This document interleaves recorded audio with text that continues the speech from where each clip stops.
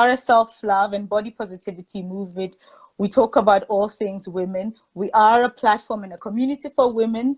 So, but we are not anti-men. We're really not anti-men. We're just about empowering our gender and just creating a community where we have what I call a queen code. I believe that we, as sisters, we have to hold each other down. We have to be our sisters' keepers. So I have these conversations every week at 7 p.m. with different women to learn from other women. I enjoy thoroughly listening to other women's stories. I believe that every woman has a story to tell. And today's guest, not only will she be sharing from her personal life and stories, she'll be giving us tips. I mean, she's in the finance space, and today is also going to be about that. Yay. Yeah, let's kick it off. How you doing? How you doing? Tell me how you're doing first, emotionally, I men. I am exhausted. It's been a very long year. Yeah, However, I'm very grateful. I think it's been a very difficult year for a lot of people. And as much as it's been difficult in my life, also emotionally, it hasn't been as bad, in terms yeah. of reaching goals and really pushing for the things that I've wanted to achieve this year. So I guess emotionally, maybe I'm not in a good space, but everything else I'm okay. But I am exhausted. Unfortunately for some of us, year end means absolutely nothing. I'm already into 2021, third You're quarter of grinding. 2021. We're already working towards that, working towards what we're going to be pushing out next year. So there's quite a number of things that are going on at the same time. But otherwise, I'm grateful. How are you doing? Yeah, no. I love that. You are there. You should be the pinup model for Bereka Musad. Hustling all the way. Pushing your dreams like that. I'm doing Yeah, look, well. I'm doing well. I stopped Bereka Masadi. It needed to stop. I feel like the lighting here is just not doing anything for my face, but it's fine. Um, Bereka Masadi, I actually used to be, I don't know if I at some point in my life, and then I realized that this Okay. is not it. Sis. There's no need to do All all of right. this. Mental health is quite important. So Yeah. I think, Yeah. yeah, I've learned quite a lot of lessons from that, and I think for most of the people who have kind of followed me from back in 2016, kind of know the transition and the growth that moved from Bereka Msadi to the financial bunny to, I think, the Nicolette that I am today. So yeah. Okay. Here's a question that is not even in my list of questions. Are you related to Lebu Mashile, or is it just a small fanani kind of thing? I think all Black people are related. So I'm going to leave it at that. Okay, all right. Okay, before we get to the formalities, you call yourself the financial bunny. Is that a name that you gave yourself, or is it a name that you got given because now you are transitioning into this powerful woman that is teaching us about finances on social media? Well, look, my company's name is Financial Fitness Bunnies. So funny enough, how I actually became the financial bunny came from a legal problem. There was Okay. a company that said to us, no, we have trademarked Financial Fitness Bunny, so you can't use it. Oh, So, yeah, well, they had trademarked financial fitness. So then we said, okay, clearly the problem here is the fitness. So let's drop the fitness and just become Financial Bunny. But there's obviously a story as to why the business became Financial Fitness Bunnies. And it was simply really because I thought, you know what, bunnies are soft. Everybody loves bunnies. You oh, can't hate a bunny unless you're like a serial killer. And I think finance needs to be like that. Finance needs to be soft. Finance needs to be something that we're all not afraid of. So yeah, I think that's ultimately how I became the financial bunny. I like that. I didn't know that. Okay, I like it. I like it. Okay. First question. In your YouTube videos and in some of the videos that you do on IGTV, you always throw in a disclaimer to say that you're not a financial advisor, and if people want financial advice, they should consult someone who's registered with financial and don't and all. Has there been anyone that has taken your advice and then made a bad decision and then come back to say, I got this from Nicolette, and it landed me in hot waters. No. So I've never had that experience unless people are afraid to come and tell me. No, have not had that experience. However, I'm staying compliant. You know, I want to have longevity in the business. Yeah. So I don't want to find myself having to battle with the FSCA. I don't think it's a legal battle I need. I have faced enough legal battles in my life to know that some of them are not worth it. So the disclaimer really is for legal purposes, but also I think the disclaimer, what it does, it also reminds many of us that, you know, there's going to be very many people, especially now financial education is trending Yeah. across the global, globally. So there's going to be a lot of people who are going to pop up doing financial education. And I think it's easy. It's easier when somebody can discern whose advice to take and whose advice not to take. And when you are taking somebody's advice that is registered with the FSCA and you do make bad financial decisions, then at least you've got some sort of legal recourse. But if you're taking financial advice from Nicolette and you make a big mistake, you might not be able to get that financial that recourse, you know. So I think it's to remind everybody also that I'm just another human being. Yeah. I'm biased to my own opinions. Yeah. Most of the time, my opinions come from how I've lived my life financially. So it doesn't make everything that I say fact, you know. In as much as I try to stay close to the facts, people must also understand that ultimately I do make my own decisions as Nicolette that are based on my weighing of options. And ultimately, that might not be the best option for another person. Yeah. Okay, cool stuff. You are listed as having, I know previously I've seen some videos where you talk about property investment, right? And are you a property investor and you got into this space at finance because you love property investment, or you just love holistically teaching people about finance? I think I am a property investor, so I've got a couple of properties. I've just purchased land for the first time, so I'll be building very soon. Congratulations. I run a property stockfell. So property is one of the asset classes that I like in the finance space. However, I didn't get into finance because I love property, or because not even because I love teaching finance, by the way. I Okay. just love teaching.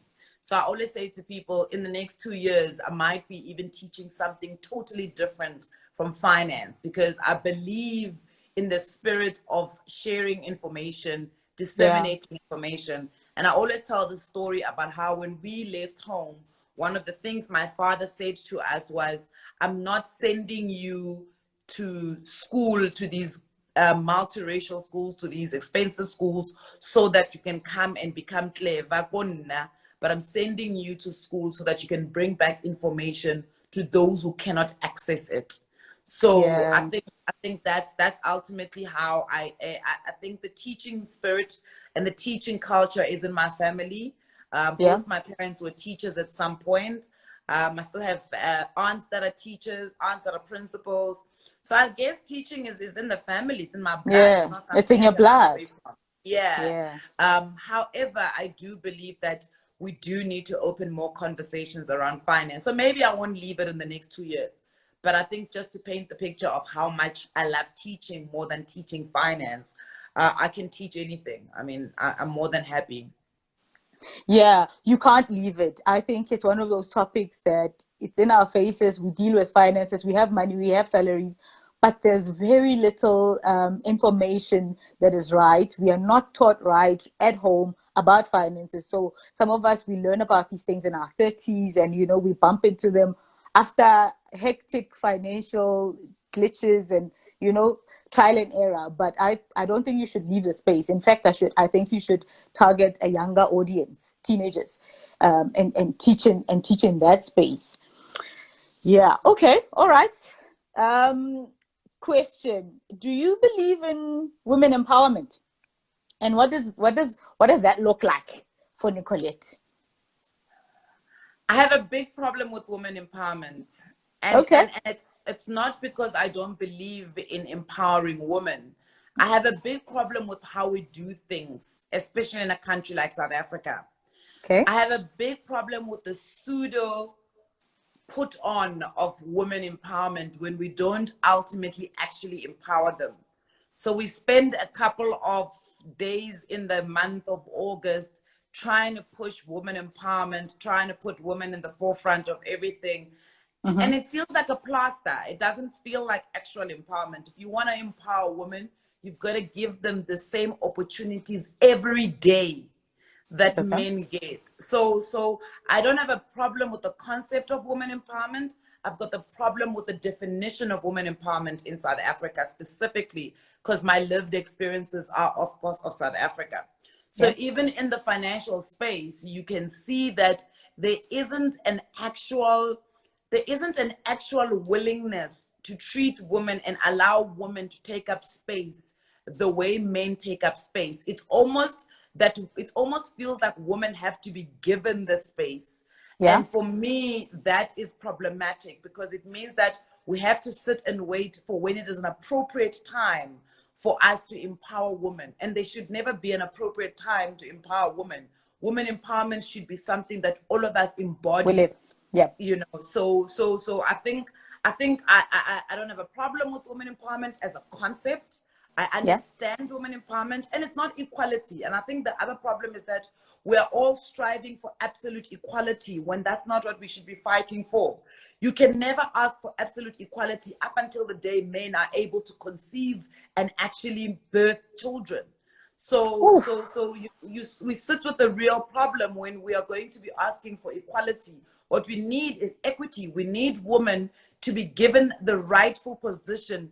And we almost need to paint a picture of life without women so that everybody else can get onto the same page in terms of the role that women actually play in society, in their families, in their lives, in their friendships, and in their relationship. So women empowerment for me, it sounds like a put on, and I don't like put ons, you know. And that's really my stance when it comes to this woman empowerment that we try to push in a country that is developing like South Africa. I love that. And I could like structure this whole conversation about what you just said, but let me not deviate. I love that. Yeah, bars, facts. You've just dropped some wisdom there. Women empowerment is exactly what you're saying. I mean, it should be a lived experience. It should be something that we are conscious of daily. You know, it shouldn't be programs. It shouldn't be campaigns. Yes. You know? Yes. Yeah, I love that. I absolutely agree with you. So tell me, the finance space is very male dominated, right? And we know male faces. There's not a lot of Nicolettes that we can point out to say, do you want to invite someone in the finance space who's female? Here's the person. Is it tough to be in that industry? Are you finding that there's men that are not happy with the fact that you are occupying the space and you're present and raubona and like you're here? I'm not aware of them. I don't care about them. I don't look out for them. I don't recognize them. I don't give them time in my life to even pretend like they exist. Because what do they do for me? Let's be honest. What do they actually do for me? They do nothing. So if they do exist, that's on them. That's their baby to nurse. That's something they need to deal with. Over and above the fact that I didn't study finance. So it must actually piss them off even more. I didn't study finance, and here I come and I'm telling them and everybody else how to manage their money. The reality is that why wouldn't I? I'm more than qualified. Each and every single one of us, if you are using money on a daily basis and you're an adult that makes financial decisions, you're qualified to speak about money. Why wouldn't you speak about money? The reality is that you only give presence to what you actually recognize or what you acknowledge. And I don't acknowledge negativity. I don't acknowledge negative energy. So if it is a male dominated space, I don't know that. I refuse to know that because it doesn't serve me. So for something that doesn't serve me, I'm not going to give it the moment of day, you know. So I'm not oblivious to the fact that there are men that work in this space. And kudos to them. They're doing a damn good job because that's what they're supposed to do. So they do their part, I'll do my part. One thing they note, then if they are here and they're listening right now, one thing they can note is the fact that they'll never be able to do what I do. because they're not me and I'm not them. And I don't go out of my way to say, ooh, Pete Van Tonder does something like this. Jabulani Mhlongo does something like this, so I need to do it like that. No, I do it the way I feel it is natural. I do it the way I feel is going to relate to the people that I'm trying to speak to. So whether they're there or not, I love that. I love that. And I love that about you, that, you know, you've brought flair, you've brought lightness to a topic that we ignore. Like, we don't want to deal with it. We don't want to know the nitty-gritty, but you brought this flair that makes us get engaged, that makes us want to go find out, you know, that makes us want to get out of debt, actually. You know, so when I was thinking about this conversation with you, I was thinking I want to talk about financial freedom and financial freedom for women. And for me, this platform is about self-love, right? And I'm of the opinion that women need to love themselves enough to be financially free and to have financial independence. You know what I mean? So you tell me, I mean, we are in South Africa, unemployment is a thing, debt is a thing. So how do we deal with what's financial freedom in the context? Because can we live without debt even? So let's start. You've asked quite a double-barreled question there. I'm sitting here thinking, woo, which part do I answer first? So let's deal with this, Kamo. Let's deal with the fact that financial freedom looks different for all of us. Financial freedom looks different for you as Kamo. Financial freedom looks different for Palesa. Financial independence or financial freedom is going to look different for Nicolette. Because we are all, one, exposed to different things. Two, we all have different financial goals. We've got different lifestyle goals. But also, three, we are exposed to different ways of seeing what money actually is, right? So the question on what is financial freedom, it's a very difficult one to answer, because and as you get exposed to more things, your financial freedom pin almost changes. It's like driving, knowing for Utlohamona Oya Mangweng, and then you get to Mangweng and you realize there's more road, and then you get excited and you're like, oh my goodness, I can go further. So you go further, you know, and that's what financial freedom is supposed to look like. That's what financial freedom is supposed to be. It's supposed to be you crushing your goals and then realizing that my potential goes further than this. So let me crush even more. Now psychologists will say to you that is dangerous because you're not content. The reality is that you can never be content with the quality of life you are living if you are still breathing. You have to keep striving for the best. You have to keep going for what you deserve. And all of us deserve the best. So segueing straight into your question of whether or not every single woman should have financial freedom. But of course, in actual fact, it's the best gift that either a parent can give to their young daughters or a young girl can give to herself as she becomes a young lady. Because financial freedom is actually financial independence. And financial independence is the first gateway to you living a life that you understand what you deserve. The moment you are not financially independent, you are now dependent on other people. The moment you've got third-party stakeholders who are invested in your freedom and your happiness, that's when people start to define what happiness is for you. That's when people start to define it is important as a young woman to understand that your mangweng can go further than what it is. It can go further than what mangweng is. But the only way you will ever understand that is when you control your own financial independence. If it is dependent on someone else, you are in trouble. You are in trouble because you will not be able to choose the color of the car you want to drive. You are in trouble because you will not be able to choose the meal you want to eat. You are in trouble because you will not be able to choose the destination, holidays that you want to go to, because it's dependent on someone else. And even scarier thought, Kamo, you are going to end up being dependent on a man that when he smacks you, when he slaps you, when he chokes you, when he swears at you, when he cheats on you, you will not be able to walk away. Don't go there, girl. Love that keeps women staying in abusive relationships, Kamo. It is Don't the make me lack go there. of the ability of self-love, Woo. simply because their independence financially is dependent on someone else. So I am going to stand here today and say it's not, it is the security that people have. And Yep. finances create security. It is an assumption that there is love because this person is able to access things on your behalf. And that is what money is supposed to be. If we are going to be good parents, if we're going to be good sisters, if we're going to be my sister's keeper, then we've got to educate any woman that doesn't understand that money is not love. Money is not opportunity. Money is access. Money Preach is, to me. I am opening you up. That is why a lot of men can say to you,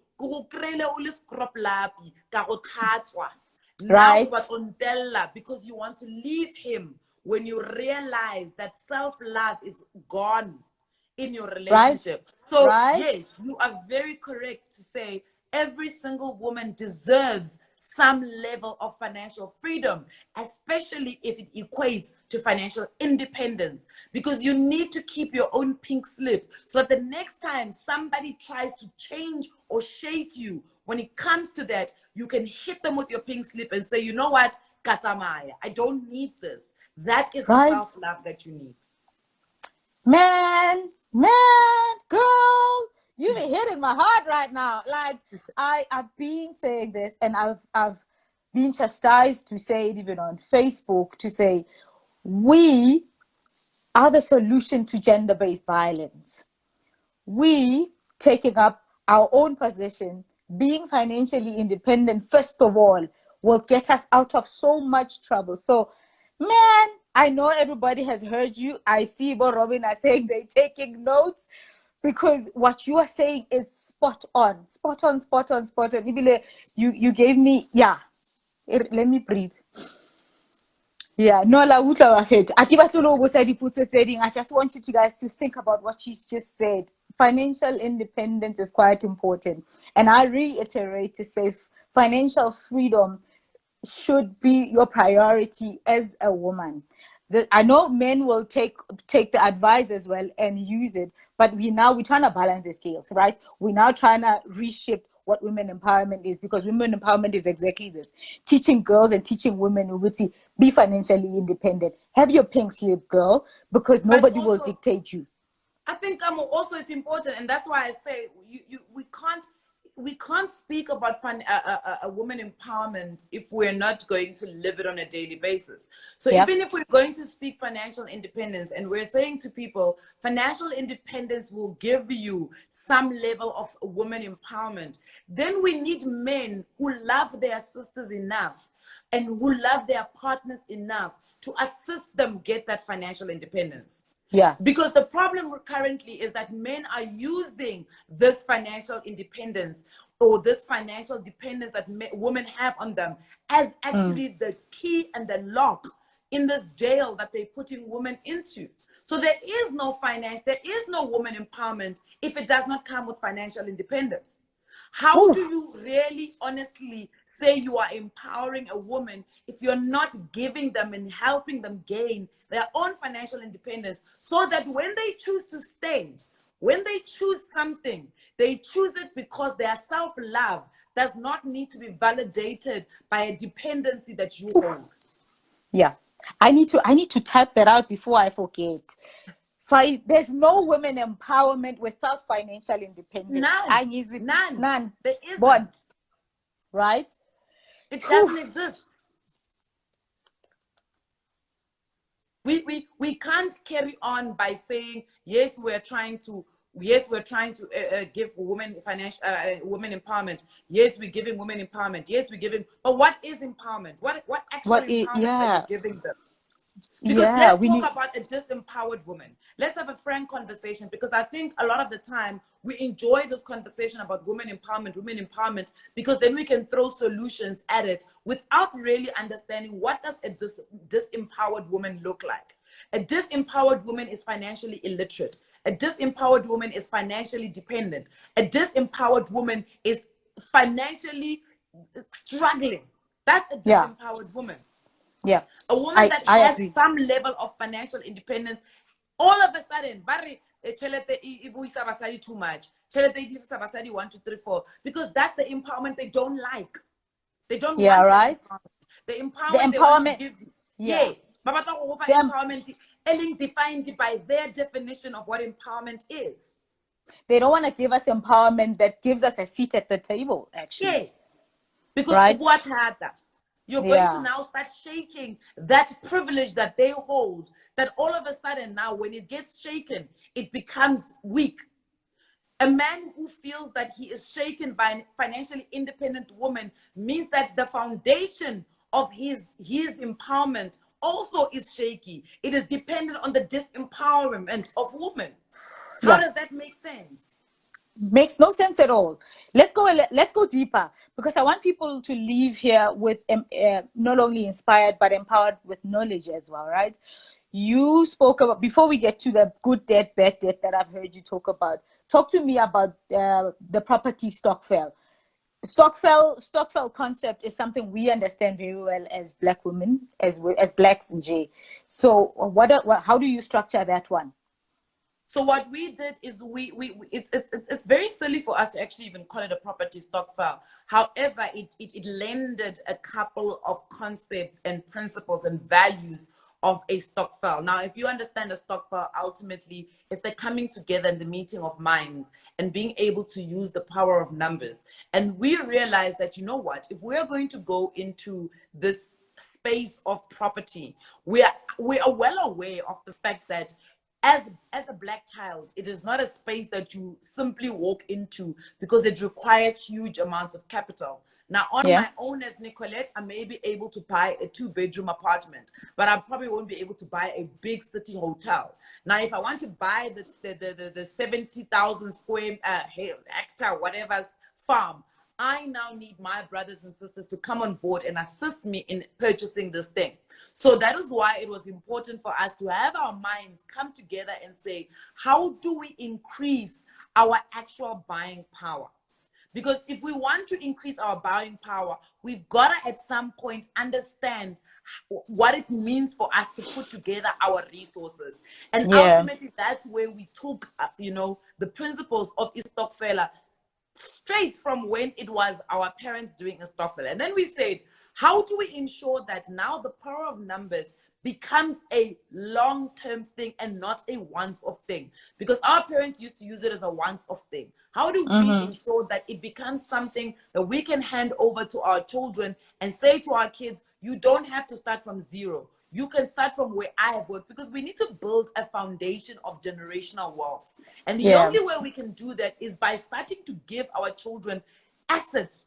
We need to give them assets. We need to stop this thing of giving our children the koloto. We need to stop this thing of giving our children funeral cover. We need to give them assets so that they understand what is that they're doing. So we use the stokvel method, came together as a group of people. We've been contributing every single month. We've invested. We're buying properties, and we're doing amazing. We're doing absolutely amazing. And it's exciting for us because all of a sudden, the properties that we didn't think we could access, we all of a sudden can have access to. That's why I always say to people, if you are going to be finding a definition of money that is going to accelerate you to wealth, the definition you need to understand is that money is access.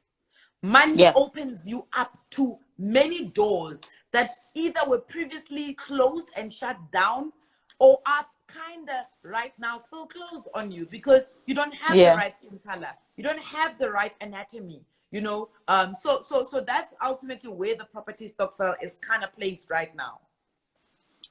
I love that. I love what you say. And of course, people can find out more about this in building their own property stokvels without joining yours, or is there room to join your stokvel?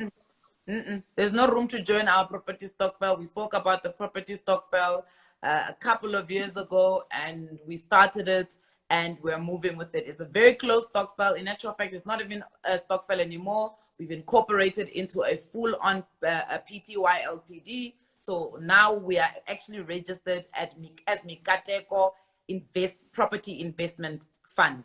So we are closed off totally. Okay, but you can give us some wisdom so that we start our own property stokvels. Of course, and more than happy to. You know, as I said to you in the beginning, information is information. What people do with information is what matters. So we can, the information we pass on all the time, and more than happy to pass it on. Because to be quite honest, the one biggest hurdle that a lot of people need to get over when it comes to coming together of a number of people is trust. We don't trust each other, which is weird because we jump into bed with people we don't know. We have one-night stands with people, sometimes without protection. Yet when it comes to our money, we say we don't trust people, but we trust them with our lives. So, and I always make this very far-stretched and extreme example because that's what's happening in this country. So I'm asking the question of, do you want to build generational wealth? We don't live in a lawless country, guys. You know, we don't live in a lawless country. And I always say, when you can see something is off, you knew from the beginning that something was off. You just stuck your head in and said, I'm carrying on. But when you are in a stokvel where people are transparent, people are telling you what exactly is happening, and you are following the law, then you can see exactly what is happening at every step. And that is why it was so important for us to incorporate as a PTY Ltd, because there is no law in this country that governs these investment clubs and these stokvels. So, but there is a Companies Act that regulates how companies must behave, and the fact that you've now created a juristic person. Because remember, a stokvel is also not a juristic person. So ultimately, it's not a legal person in this country up until you actually incorporate it into something. The only other way you're going to be able to effectively have a stokvel is if you are calling it a fund. And if you're calling it a fund, then you've got to go register it there by FSCA, or else then you are operating illegitimately and operating illegally. Cool. I hear you. And we're thinking the power of numbers. And with the many stokvels that we have, we are actually empowering the banks. Let me give you a simple example, Kamo. Yesterday, there was a young girl from Wits University who said she can't graduate. She owes almost 400,000 Rand. She put out a video and said, guys, anything. Today, she put out a video to say, guys, we've done it. I can graduate. South Africa came together to help her pay 400,000 Rand historic debt. That is the power of numbers in action. Now, imagine what we could do if we just brought our heads together. Okay, you know what? We are committed to breaking down the barriers that hold poverty. Because one of the barriers that hold poverty together is the mistrust we've got amongst Black people. Now, if we can break that down, and we say, okay, abantu abamnyama bonke la South Africa, maybe even bonke is a lot. Let's just take the ones who follow me on Instagram. It's almost 125,000 Rand of them. And I say to them, 125,000 followers. And I say, each one of you, kipani 100 Rand, a simple 100 Rand. Can you imagine how much money we are collecting? If I get every single person on my Instagram to contribute 100 Rand. I'm not asking for 1,000. Just 100. 100 Rand. 100 Rand. Almost 100,000 people. How much money do you? Let's do the math. I don't have a calculator. I'm gonna do it on my laptop. Bon, I understand the difficulty it takes in uniting. I've tried to rally friends. I've tried for years to rally people around these things, to build stuff, to build funds, to do investment portfolios. It's a very difficult thing to pull people together when talking about money. You know, 100 Rand it's mammoth task for some people. Dude, who can even afford it. 100 Rand multiplied by 125,000 people is 12 million. 12.5 million. A month. Once we multiply, if we do this every month, we make in a year 150 million. We are our own. Exactly what it is. Then we are our own stumbling block. We are our own stumbling block. And I've said this many times. I've said, Black people, get it together. We need to get it together. How many of us spend money every weekend? Go rockets. Go yep. Go kai. Go Cubana. go Bahamas, go Springs, go Cocos in Cape Town. How many of us spend money that we don't even think twice about spending? We don't even think twice. Now, Nicolette says to you, give me 100 rand once. Just once. I'm not asking for more than once. I'm asking for it once. Let me go and build something that our kids can come back and say they own. If we did that every single year, it's 150 million in 1 year. In 2 years, it's 300 million. In 3 years, it's 450 million. And My heart it's is growing. jumping. It's in the bank, so it's growing. It's growing. Eish. But Yeah. okay. And you know what's funny? You know what pisses me off the most? You've only contributed 100 rand, but you're complaining. You're so worried about the big amount of money, but it's only 100 rand that you have personally contributed. But you are busy thinking about the 12 million. Oh, Nicolette's gonna eat. Why would Nicolette want to eat your 12 million? I don't need 12 million. I have 12 million in my bank account. I think, okay, why couldn't take it 12 million? Yes. Yeah, man. You get what I'm saying? Let's park that one for now because we don't get let's bring it back to home and bring it back to building our assets with the very little that we have. Most of us are in debt. How do we juggle? Because now, personally, I'm of that notion already. How do I build an emergency fund and how do I start buying assets when I'm in debt? Should I not be squashing debt first? Or how can I juggle? Can one juggle? Is that financially sane to do that? To invest, Marakamo, you are in debt? I think we you know that question is difficult because the reality is it's easy for us to explain it, right? It's an easy question to say you should be doing both, right? What we need to teach people, Kamo, is to stop living beyond their means. Word. That's what we need to teach people.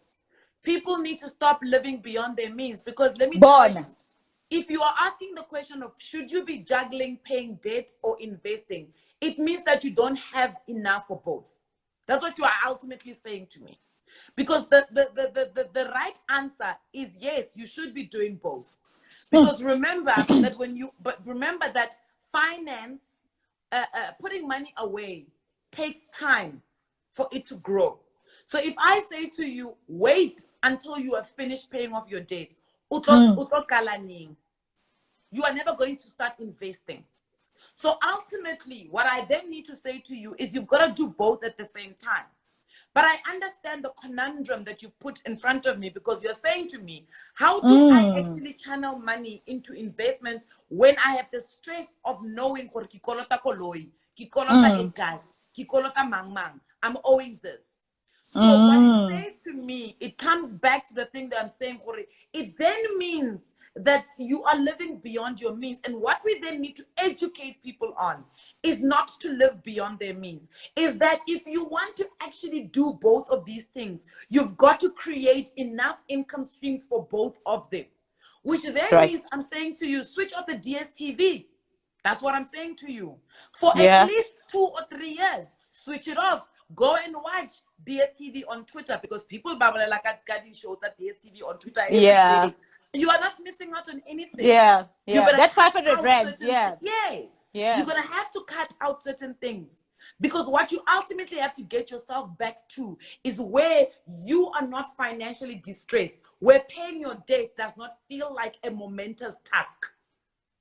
That's where you need to get to so that you can actually have the opportunity to put money away. Because if you're putting money away, but every day then you're not putting money away. You are not. You really then you not. are temporarily parking your money so that when the distress comes, you know exactly where to fetch it. That's why you will be unable to invest in long-term assets. That's why when we talk to people and we say, you actually have to invest for 5 years, because they want their money to make money quickly and then they want to take it back. That's not investing. That's not what we call investing. Investing is a long-term game. Investing it is a long-term you game. deciding, I need to put this money away and I've got to give it a chance to do what it is that I wanted to do. Now, that money cannot do that if every day you are thinking about it. Absolutely. You know, I want to add on another quote. I'm going to be quoting you on, and because I told you this is a self-love and body positivity movement. Now I want to say self-love is living within your means. Definitely. Like, definitely. It's a no-brainer. You know, talk to me about, do you have a formula in terms of how you teach people? There's a friend of mine, Penuel. He has a formula that says things like you shouldn't be spending 10% on children. You know, do you have a breakdown like that that you can give to people? So I don't. So one of my biggest rules in life is not to prescribe. I don't like prescribing, right? And the reason why I don't like prescribing is because life today is going to look different from life in January. Life in January is going to look different from life in February. What I do know is that if you exercise the concept of paying yourself first, it doesn't matter what you spend. I don't care what you spend. You can spend whatever you want. You can spend all your money if you want. If you can get paying yourself first right. Okay. So if you can get to invest and save money before your debit orders go off. Okay, I hear you now. That surety that if you put 3,000 away, the rest of the money that's left in your account is still going to be enough for you to pay your debts and be able to live. That's when I know you have arrived. If you can put away even as little as 500 Rand first, before anyone gets into your bank account, that is when Nicolette says to you, Kamo, you have arrived. Because you are essentially saying to me, the salary they pay me is 500 Rand more than what I need. So I am going to take that 500 and I'm going to put it away. Right. So tell me about, you know, there's always this indicator, savings and investment, and they always put it at what, 20% to 25% of your salary. Does that still hold? Because you talk about a minimum. You speak about a minimum of 500 Rands, but you know, there's always this. Kamo, living below your means that you are saying the amount of money that hits your bank account every month is too much. That's what living beyond your below your means or within your means means. In fact, we don't even say within your means. We say live below your means. Because if your salary hits the bank account and it's 15,000, you, to prove that you actually live below your means, you should be able to pay yourself first. Okay. And then whatever you are left with, you are saying, I am confident that I can survive on this. Money is enough to take me through the month, and I don't even have to think about the money that I have put away. That's when I say to you, Kamo, you have arrived financially. That's the sweet spot where you want to get, Kamo. You want to get to a point where you've got a bunch of South Africans that are able to put money away and still be able to live comfortably with whatever is left in their bank account. Currently, what's happening is that South Africans allow their money to come in, debit order, barrage grocery, badire 1, 2, 3, 4, 300. Then they want to pull that 300 into pieces. And then they want to say, okay, maybe I'll save 150. You can't spend and then save. You've got to save, invest, and then spend. But the only way you can get this right is if you are confident enough that you are living below your means. And you know, 5,000 from my income, it will be enough money for me for the month. And that is something you've got to teach yourself. No one else can do that for you. It doesn't matter how much Penwell can tell you, 10% here, 10% there, 10% there. It doesn't matter. If you can't get the concept of paying yourself first, you have done nothing. Nothing. Good. Yeah. Good.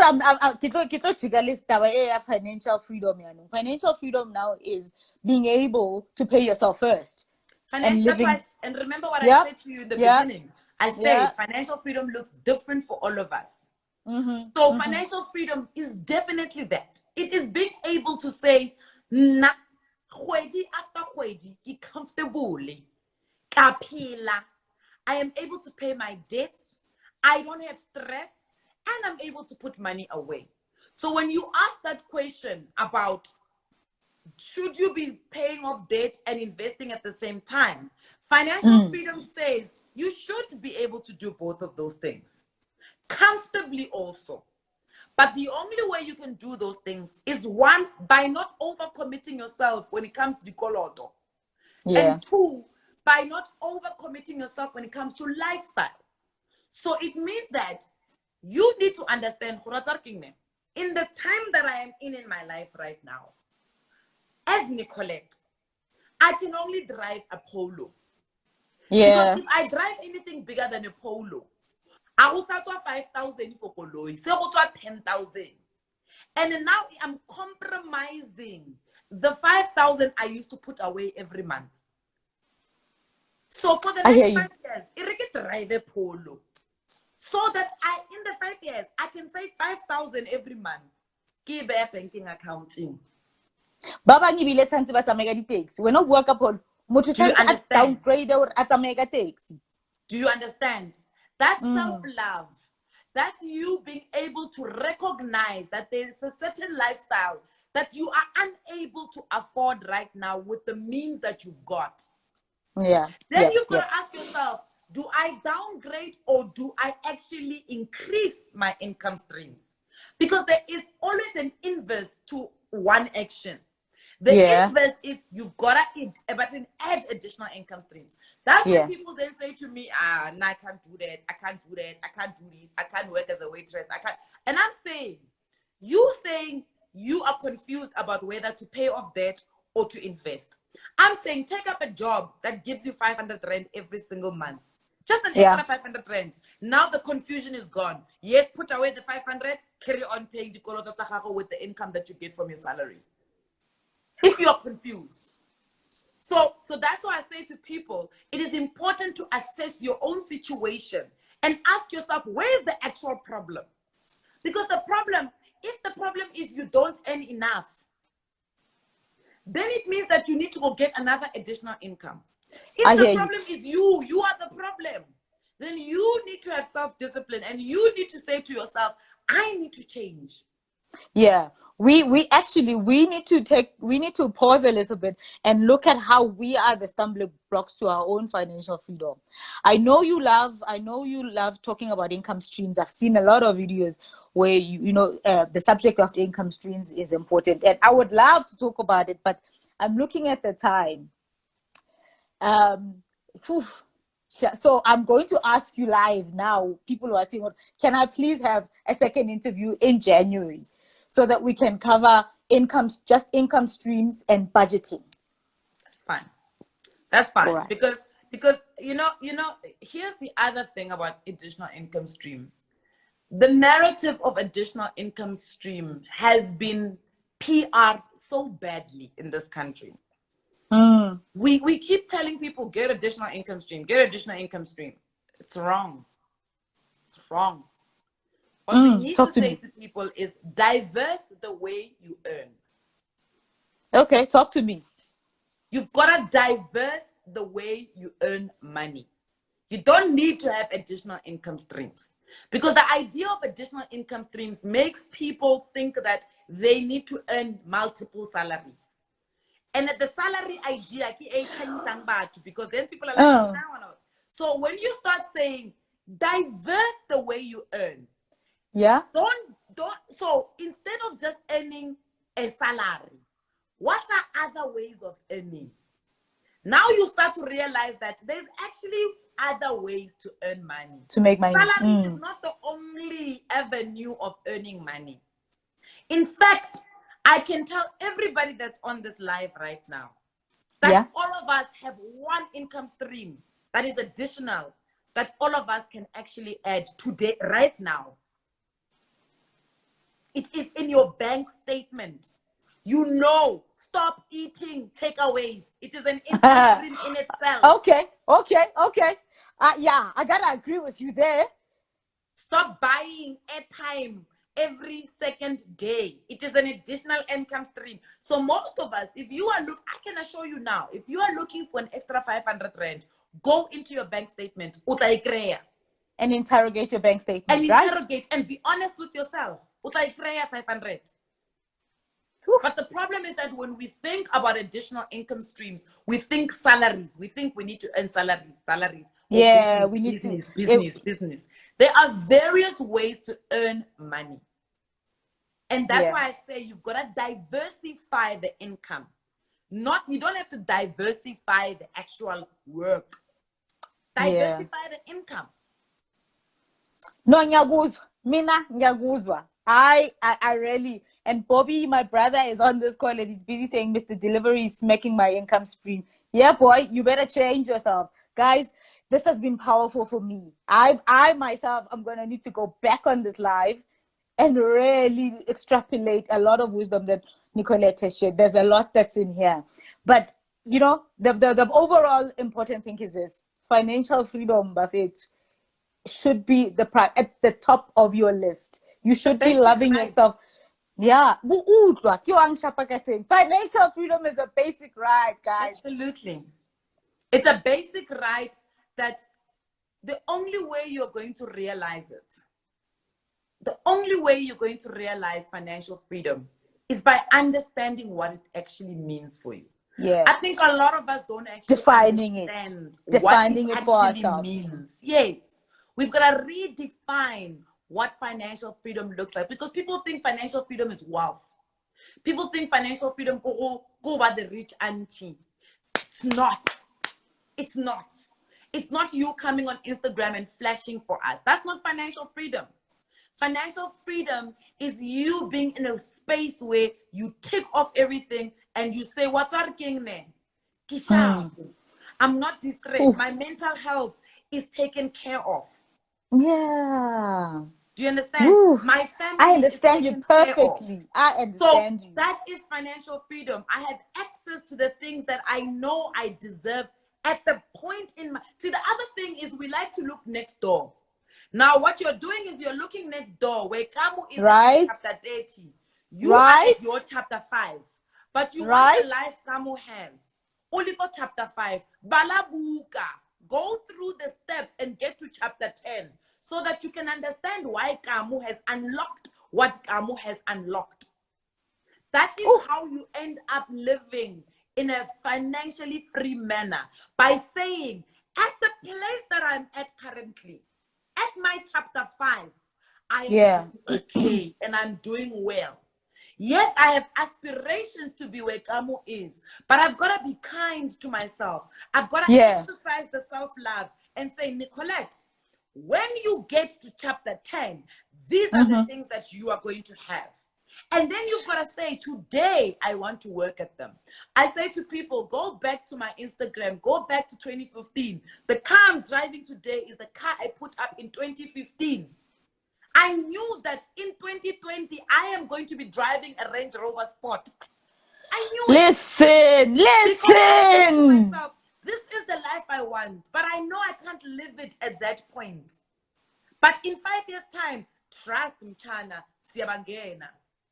And from 2015, I worked and I worked and I worked, Kamo. I worked and I worked and I planned, and I had to tell myself, no, you can't do this now. You're not there yet. And I went back to the drawing board every time. And when 2020 came, I was like, let's do it now. Now you're rewarding yourself. You know, there's a lot I can't even. And then you know what? Listen. I don't even feel the installment. Bad for it. I didn't feel the installment thing because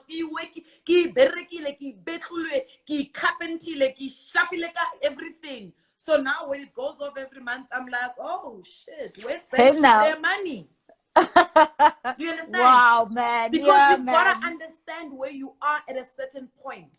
You cannot want to look like somebody else, because that is not self-love. That is loving what other people have. That's not self-love. Self-love is recognizing the chapter that you are on. Self-love is saying, "Kinalidi goals, I've got dreams and I've got aspirations. And the dreams and aspirations require work. And when you work for your dreams and your aspirations and you work for your financial freedom, it tastes even sweeter."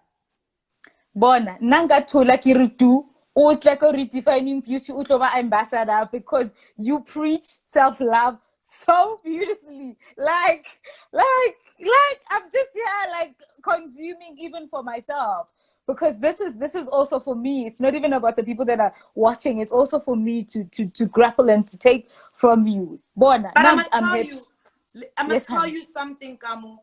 And that's the beauty about growing up. It's not something that you wake up understanding. Yeah. You know, one of the things, and I probably shouldn't be talking about this, but whatever. One of the things that my parents are going through right now is very painful. My dad was not very faithful to my mom, and you know, my mom has always been. She's like me. We're loud. We want people to know our feelings there and then. And last week I said to my mom, "I need you to show him a different you. I need you to recognize your importance, yours, not your importance validated by being his wife. Right. The importance of the life that you have lived, the importance of the children that you have birthed, what you have instilled in your children, the gifts you have given unto them to become the woman that they are today." So when I talk to young women and I say to them, it is a pity that my mother took 53 years for her to recognize that she is an individual with her own thoughts and her own aspirations outside and her own desires. Being a wife.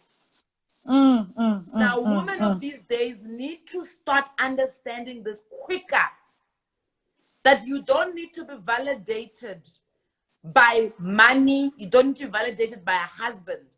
What you need to be validated by is self-love. So you've got to ask yourself, my self-love, what does it look like?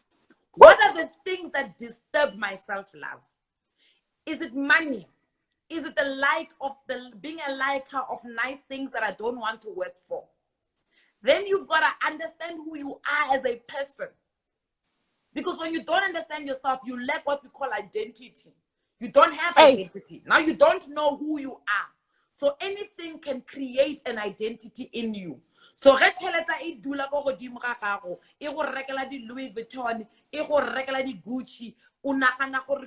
is who you are. That is not who you are. You are not the money. You are not the brand. You need to know who you are. And ultimately, all that we are is the love that we have been built on. It is self-love. It is love from other people. It is love from a higher power. So when your love is missing that one true element, which is self-love, you then get validated by everything else. So we need to ensure that we encourage, and it's good that you've got Redefining Beauty, because that's what we need. We need women to keep understanding over and over and over that the one key element that one needs is self-love, self-awareness, self-respect, self-understanding, and building self-identity. You are not what your parents have told you are. You are not what money tells you are. You are not what a man tells you are. You are who you are that makes you happy from within. If you don't have that from within, if you can't sit and have that moment in your life where you start to giggle because you feel like there's butterflies in your stomach because goddamn, you are giving yourself that feeling. Yeah. Then you've got no self-love. Woo! Nicolette Ungeta. Then we have to go back to the drawing board, Kamo. Understand who you are. Because without identity, you can't love yourself. How do you love something you don't identify with? Yeah, that you don't really know. That you don't know. That you don't understand. You know? That is being validated by everything and everybody else. Oh, man. when someone is saying, but like we could literally sleep here, but we've like literally run over. It is now 8:10. We need to, you've already even summarized. I was going to ask you to give wisdom to women on, but you've already summarized it so beautifully in wrapping up and talking about self-love and what it is and how we need to be, be serious about our identity. I've always said, we need to take a stance. We need to know who we are. We need to understand how we even want to be loved.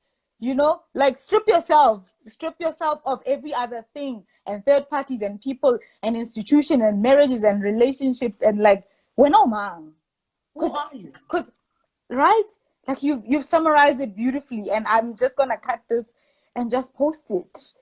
Thank you so much. Thank you for your time. Thank you for sharing out of your heart and out of your wisdom. Yar man. Yar. Yeah, no, I love you.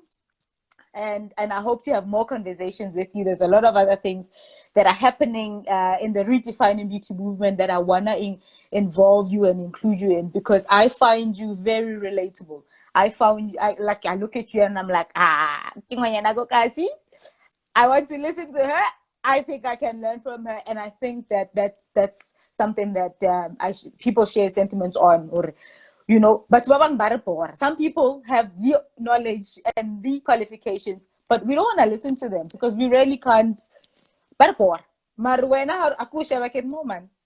I want to listen to her. Right? So, yeah, everybody, thank you for joining the live. The live will be saved. I know everybody's been asking, please save this. Thank you. This platform is Redefining Beauty Movement. My name is Kamo Magabane. I'm here every Wednesday, 7 p.m., talking to inspirational women like Nicolette. And this one is our last conversation for the year. We're closing off because December, you don't want to be having informative conversations. So we're going to be coming back again in January. And I know Nicolette to be back. Thank you. I love you. Have a splendid evening knowing that you've impacted this woman and all the other women and the guys. There's a lot of guys that have been sharing their comments. Guys, sorry I couldn't read your comments, but wisdom had to be dropped. We had to prioritize hearing from the queen. Good night. Thanks. And God good bless. Night, guys. Thank you so much. Thank you, Kamo. Thank you for the invite. It was absolutely phenomenal being here. As I said, what you are doing is something that we need more of, and thank you to the gents that have been here. I'm always in awe of men who care about what it is that women are doing. And what women are doing, what women need. So I appreciate all of you guys. I appreciate you, Kamo. Love you very much. Keep going. Yes. Yeah, one last thing. There's so many things I was gonna talk about here, but guys, please go and buy Nicolette's book in preparation for January. Please go and buy the book. You need it, both men and women. You need that book. Yes, definitely, and the game is out too. So let's rock that too. But thank you so much, guys. Mwah, mwah, mwah. Mwah.